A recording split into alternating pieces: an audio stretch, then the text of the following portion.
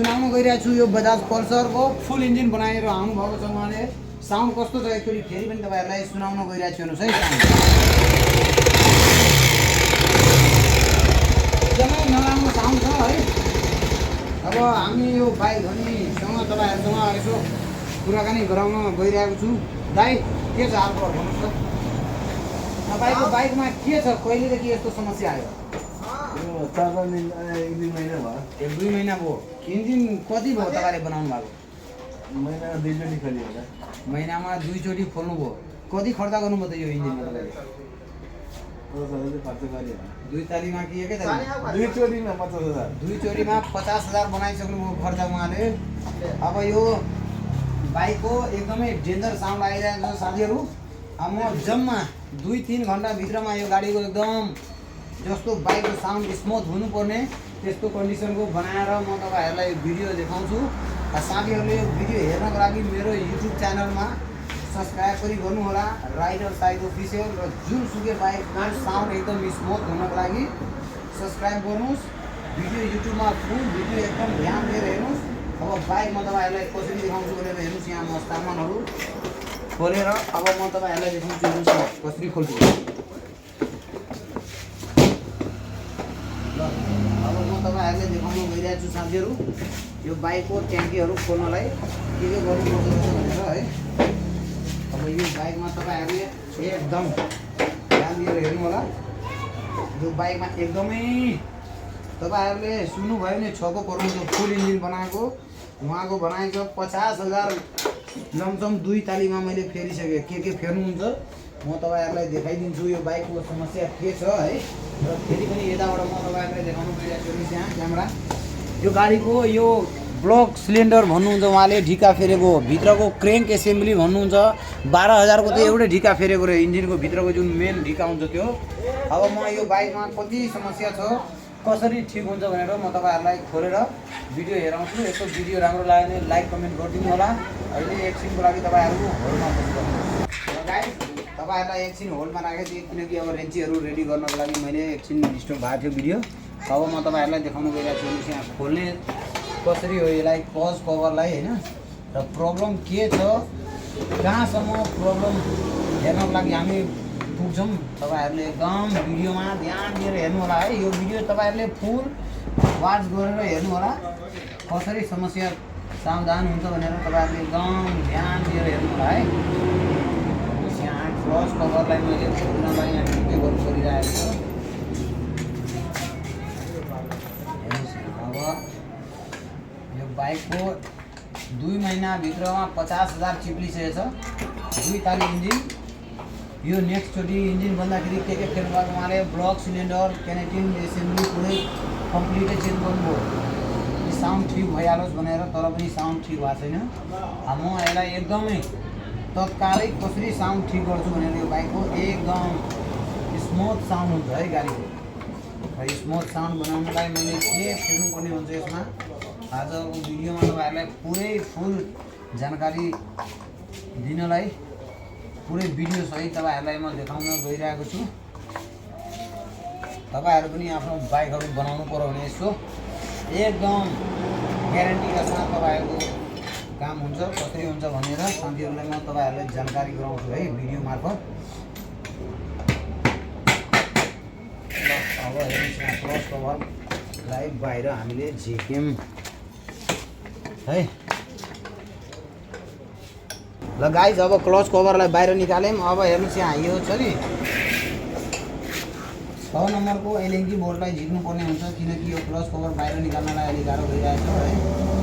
यसलाई कसरी खोल्ने भनेर हेर्नुहोस् यहाँ 6 नम्बर एलएनजी बोर्ड निकाल्छु यसरी। जुन रेडी वाटरको पाइप हुन्छ यो टक्कसँगले यसलाई झिकिसकेपछि क्लच कभर एकदम आफ्नो ठाउँमा जहाँ राख्न सक्छु यसलाई म। आज तपाईँहरूलाई एकदमै पल्सरको यसमा ठुलो समस्या छ तर एकदमै आसान तरिकाले म यसलाई बनाएर तपाईँहरूलाई देखाउँछु म। हेर्नुहोस् यहाँ यसमा लाग्ने जति सम्पूर्ण थोक चेन्ज भइसकेको छ है यो बाइकमा। जुन पार्ट्सहरू जति लाग्नुपर्ने टोटल लागिसकेको छ तर पनि यो बाइक समाधान भएको छैन साउन्डको लागि है। अब एकछिन म तपाईँहरूलाई यो ब्यालेन्सरको कभर क्याप खोल्छु हेर्नुहोस् यहाँ। अब यहाँ क्याप खोलेर तपाईँहरूलाई देखाउनु गइरहेको छु कसरी हुन्छ समस्याको समाधान। साथीहरूले प्लिज सबैजनाले यो भिडियो फुलै हेर्नु होला है। फुल नहेरिकन समस्या तपाईँहरूलाई पत्ता लाग्दैन। त्यहाँदेखि यहाँको पनि यहाँ बाहिर जुन वासर हुन्छ वासर पनि हालेको छैन है। अब म यसलाई यहाँ चारपट्टि हेर्नुहोस् यहाँ हाम्रो एकदमै खतरनाक पेचकस छ हेर्नुहोस्। स्क्रुड्राइभर टक्कसँगले जस्तो सुकै नटलाई एकचोटि समातेपछि ब्ल्याकै खोलिदिन्छ। कति छ यसको पावर भनेपछि भर्खर न्यू युज गर्दैछु टक्कसँगले। अब म यसलाई धेरै साथीहरूले मेरो टिकटकमा पनि गाइस सबभन्दा फर्स्टमा तपाईँहरूलाई देखाउनु गइरहेको छु टाइमिङको प्रब्लम के छ भन्दाखेरि हेर्नुहोस् यहाँ टाइमिङ पनि एकदम आफ्नो ठाउँमा छ है। देख्न सक्नुहुन्छ यो सेतो धर्का जुन छ नि यो त्यस पछाडि यहाँ छ हेर्नुहोस् यहाँ टाइमिङ देखिरहनु भएको छ नि टक्कसँगले पुरै गाडी टाइमिङमै छ। यसमा टाइमिङमा केही समस्या छैन। अब तपाईँहरूलाई एकदम छिट्टो अब यो हाउजिङहरूलाई बाहिर ओपन गरेर म देखाउँछु है भिडियो ल कटले गाइज। अब तपाईँहरूलाई देखाउनु गइरहेको छु यो नटलाई कसरी खोल्ने भन्दाखेरि यहाँ यो पिनियममा केही असर नपरोस् भनेर यसको कट हो है। यो कटलाई टक्कसँगले यहाँ हाल्नुपर्ने हुन्छ। अब यहाँ चाहिँ हेर्नुहोस् यो पुलर लगाएर कसरी खोल्नुपर्छ भनेर ल हेर्नुहोस् तपाईँहरूलाई हेर्नुहोस् क्लच हाउजिङ खोलिसकेको छु म है। अब क्लच प्लेट निकालिसकेँ हेर्नुहोस्। अब यो हाउजिङ हो हाउजिङ कसरी निकाल्ने भने हेर्नुहोस् हाउजिङ झिकिसक्यौँ। अब तपाईँहरूलाई जुन सिजर गियर भन्नुहुन्छ नि ब्यालेन्सर हेर्नुहोस् यहाँ यही चिज हो ब्यालेन्सर एकदम महत्त्वपूर्ण चिज। अब म तपाईँहरूलाई झिक्न गइरहेको छु हेर्नुहोस् यहाँ बडी ब्यालेन्सरलाई कसरी झिक्ने हेर्नुहोस् यहाँ बडी ब्यालेन्सरलाई झिकिसकेँ मैले हेर्नुहोस् यहाँ। अब तपाईँहरूलाई मात्र धेरै होइन कति घन्टामा यो भिडियो एकदम तपाईँहरूले एकदमै चाँडो आओस् यो गाडीको भिडियो कति चाँडो आओस् कि तपाईँहरूले भिडियोलाई लाइक कमेन्ट गर्न सक्नुहुन्छ। एकदम ध्यान दिएर हेर्नु होला है ल गाइस। अब तपाईँहरूलाई म सामान देखाउनु गइरहेको छु हेर्नुहोस् यहाँ टक्कसँगले ओरिजिनल कोड देखिहाल्नुभयो ल। सामान मैले तपाईँहरूलाई देखाएन टक्क कार्टुन देखाइदिइहालेँ है। अब यसलाई पनि निकालेर हटाइदिन्छु हेर्नुहोस् कोड देख्नुहुन्छ DS 10 20 53 के भन्छ गियर कम्पल ब्यालेन्सर भन्छौँ है। यसलाई पनि ख्याल दिएँ मैले। अब तपाईँहरूलाई म देखाउनु गइरहेको छु हेर्नुहोस् यहाँ हेर्नुहोस् यो हो ब्यालेन्सर। यसको पुरानो कहाँ छ हेर्नुहोस् यहाँ यो हो पुरानो यसको यो पुरानो। अब म तपाईँहरूलाई देखाउनु गइरहेको छु ब्यालेन्सर बडी ब्यालेन्सर कसरी लाग्छ यहाँभित्र हेर्नुहोस् है। यहाँ बडी ब्यालेन्सर यसरी लाग्छ हेर्नुहोस् यहाँ टक्कसँगले यहाँ हालेर तपाईँहरूलाई देखाउँछु म गाइस हेर्नुहोस् है। ब्यालेन्सरलाई यसलाई चाहिँ बडी ब्यालेन्सर भन्छौँ है। ब्यालेन्सर चाहिँ हामीले यसलाई भन्छौँ यसलाई बडी ब्यालेन्सर किनकि यसले पुरै बडीको भाइब्रेट जुन गर्छ नि गाडीको साउन्ड यसले चाहिँ कन्ट्रोल गरेर राखेको हुन्छ। त्यही हुनाले यसलाई चाहिँ बडी ब्यालेन्सर भन्छौँ है। यसले पुरै इन्जिनको चाहिँ जति भाइब्रेट गर्ने चिज हुन्छ नि सबैलाई कन्ट्रोल गरेर राखेको हुन्छ। त्यही हुनाले यसलाई बडी ब्यालेन्सर हामीले भन्छौँ। अब तपाईँहरूलाई हेर्नुहोस् यहाँ देखाउने गइरहेको छु म। अब यहाँ नट कसिदिने कसरी कस्छु भनेर यहाँ हेर्नुहोस् यहाँ यो नट यहाँ टाइट गरिदिन्छु। अब यो टीले कसिने यसरी ल गाइज। अब म आफ्नो हिसाबले चाहिँ यो मेरो जुन छ नि टेक्निक अब मैले कसरी टाइमिङ मिलाउँछु भनेर तपाईँहरूलाई देखाउनु गइरहेको छु हेर्नुहोस् यहाँ यो लोगो छ नि धर्का यहाँ ट्यागको यसको अगाडि सिधा छ नि यो काटिएको भाग र यो काटिएको भाग धर्का एकदम स्ट्रेट हुनु पर्यो र यहाँ छ पहिलो धर्का र यहाँ काटेको भाग छ नि यो देखिरहनु भएको छ नि यो हो टाइमिङ। अब म तपाईँहरूलाई देखाउनु गइरहेको छु यो सिजर गियरलाई कसरी ब्यालेन्समा मिलाउने भनेर एकदम सजिलो आइडिया तपाईँहरूलाई म देखाउनु गइरहेको छु कसरी मिलाउने भनेर है। धेरै साथीहरूले गुनासो गर्नुहुन्छ कसरी साउन्ड मिलाउनुहुन्छ भनेर तपाईँहरूलाई म फुल भिडियो हालेर देखाउनु गइरहेको छु है। यो भिडियो फुल तपाईँहरूले एकदम ध्यान दिएर हेर्नु होला यो ब्यालेन्सरलाई मिलाउने तरिका कसरी हो गाडीको साउन्ड कसरी ठिक हुन्छ भनेर हेर्दै गर्नु होला है। ल हेर्नुहोस् कति फर्का यसलाई घुमाउनु पर्ने हुन्छ यो कन्डिसन अनुसारले है सिचुएसन अनुसारले हुन्छ हेर्नुहोस् यहाँ टक्कसँगले यो ब्यालेन्सर लाग्यो। अब यसको वासर हालिदिन्छु म हैन यहाँ छ यसको वासर जुन कि यो वासर टक्कसँगले यहाँ हालेर भित्र हाल्छौँ है। सबैजना साथीहरूले एकदम ध्यान दिएर हेर्नु होला कसरी लगाउँछु भनेर। गाइज अब हेर्न सक्नुहुन्छ तपाईँहरूले यसलाई ब्यालेन्सरलाई मिलाउने तरिका कसरी हो भनेर है। टक्कसँगले हेर्नुहोस् यहाँ कसरी मिलाउँछु भनेर यसलाई हेर्नुहोस् यहाँ कसरी मिलाउँछु हेर्नु है। ब्यालेन्सरलाई मिलाउने तरिका अब हाउजिङ लगाउने है। हेर्नुहोस् यहाँ हाउजिङहरूमा केही फोल्ड थिएन है, जस्तो थियो त्यस्तै मैले लगाइदिइरहेको छु है। अब टाइमिङको बारेमा तपाईँहरूलाई भन्नुपर्दाखेरि कसरी हुन्छ टाइमिङमा मिलाएर एकदमै सजिलो गरी लगाउने भनेर हेर्नुहोस् यहाँ हेर्नुहोस् टक्कसँगले आफ्नो ठाउँमा स्थानमा जहाँ बस्नुपर्ने। अब फेरि पनि एकचोटि तपाईँहरूलाई टाइमिङ देखाउनु पर्ने कन्डिसन आइसकेको छ।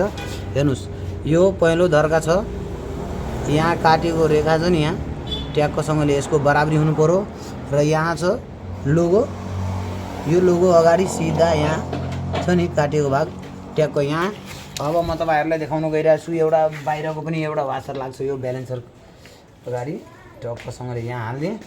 अब भिडियो एकदम छिटो तपाईँहरूलाई बनाएर साउन्ड सुनाउन मात्रै म चाहन्छु। अब किनकि अब यो एकदम छिटोभन्दा छिटो, टाइम धेरै छैन। तपाईँहरूलाई धेरै लामो भिडियो बनायो भने तपाईँहरूलाई पनि बोर लाग्ला है, कति ढिलो भयो भनेर है। एकदम छिटो अब तपाईँलाई फिटिङ गरेर साउन्ड मात्रै सुनाउँछु है साथीहरू। ब्यालेन्सरको क्याप लगाउनलाई तपाईँहरूलाई देखाउनु गइरहेको छु। हेर्नुहोस् यहाँ टक्कसँगले यसको 3टा बोल्ट टाइट गरेर अब तपाईँहरूलाई म साउन्ड गाडीको सुनाउँछु कस्तो हुन्छ साउन्ड यसको। पहिलाको कस्तो थियो ट्र्याक्टर जस्तो ख्यारारा गर्थ्यो, अब चाहिँ बनाएपछि गाडीको साउन्ड एकदम स्मुथ हुन्छ भनेर तपाईँहरूलाई मैले पहिले पनि भनेको छु है। गाडीको यो साउन्ड एकदम परिवर्तन हुनुपर्छ पहिलाभन्दा एकदम राम्रो कसरी हुन्छ भनेर अब म तपाईँहरूलाई देखाउन गइरहेको छु। हेर्नुहोस् यहाँ यो लाग्छ, यो बेरिङ जुन छ यहाँ टक्कसँगले यहाँ लाग्छ। अब म तपाईँहरूलाई देखाउन गइरहेको छु। हेर्नुहोस् यहाँ क्लच कभर होइन, क्लच कभरमा केही गर्नुपर्ने छैन, टक्कसँगले यसमा हाल्नुपर्ने मात्रै छ है। यसरी लाग्छ यसमा। अब तपाईँहरूले देख्न सक्नुहुन्छ यहाँको नट बोल्टहरूलाई कसरी टाइट गर्ने हेर्नुहोस् यहाँ है। सबैजना साथीहरूले एकदम ध्यान दिएर पुरै भिडियोलाई हेर्नु होला साउन्ड कस्तो भयो भनेर। अब जस्ट इन्जिन ओइल हालेर टाइट गर्न मात्रै बाँकी रह्यो। अब यसलाई टाइट गरिदिन्छु अनि त्यसपछि तपाईँहरूलाई देखाउँछु म है। देखाउन गइरहेको छु। हेर्नुहोस् यहाँ क्लच केबल कसरी लगाउने यहाँ हेर्नुहोस् यहाँ यसरी टक्कसँगले यहाँ नट हाल्छु र यो हेर्नुहोस् यहाँ टक्कसँगले यहाँनिर नट यो वासर यसरी हाल्छु माथिबाट। यहाँ कसरी लगाउने नटलाई टाइट गर्ने कसरी यसरी एउटा नट भयो, अर्को नट भयो। हेर्नुहोस् यहाँ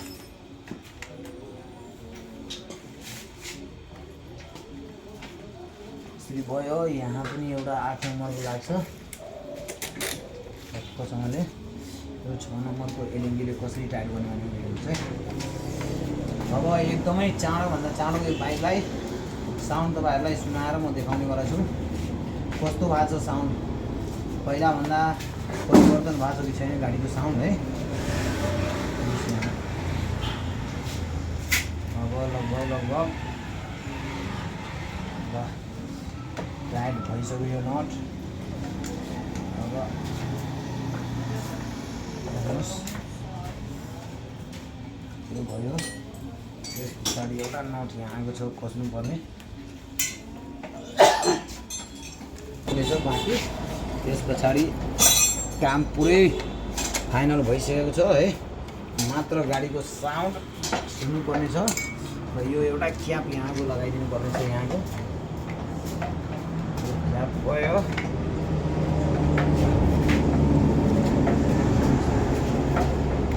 समयले अब पुरै काम फाइनल भइसक्यो। अब मात्र गाडीको साउन्ड सुन्नलाई बाँकी छ है। ल अब गाडीको काम पुरै फाइनल कम्प्लिट भइसकेको छ। अब म तपाईँहरूलाई देखाउन गइरहेको छु गाडी स्टार्ट कसरी हुन्छ हेर्नुहोस् है। अब गाडीको स्टार्ट गरेर साउन्ड सुनाउनु गइरहेको छु तपाईँलाई। ल सुरुमा कस्तो साउन्ड थियो, अहिले साउन्ड कस्तो छ भिडियोमा यसो हेर्नु होला र कमेन्ट गर्नलाई चाहिँ भुल्नु नबिर्सिनु होला है।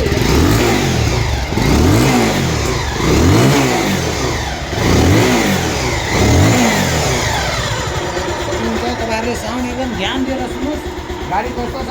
अब म बाइकवाला दाइसँग सोध्न गइरहेको छु साउन्ड कतिको चित्त बुझ्ने भयो कि भएन। ल दाइ भन्नुहोस् अब के भन्न चाहनुहुन्छ तपाईँ? साउन्ड कस्तो थियो पहिला अहिले चित्त बुझ्दो छ नि त। हजुर चित्त बुझ्दो भएको छ अहिले। चित्त बुझ्दो भएको छ। ल अब के भन्नुहुन्छ हाम्रो कस्टमरहरूलाई यसो हजुरहरूलाई पनि यसो बाइकहरू साउन्ड बिग्रेमा हाम्रो वर्कसपतिर भिजिट गर्नु होला। साहिद मोटरसाइकल मोहम्मद केन्द्र सिन्धुलीको विमानमा टक्क बिपी हाइवे एकदम नजिक चोकैमा छ हाम्रो वर्कसप।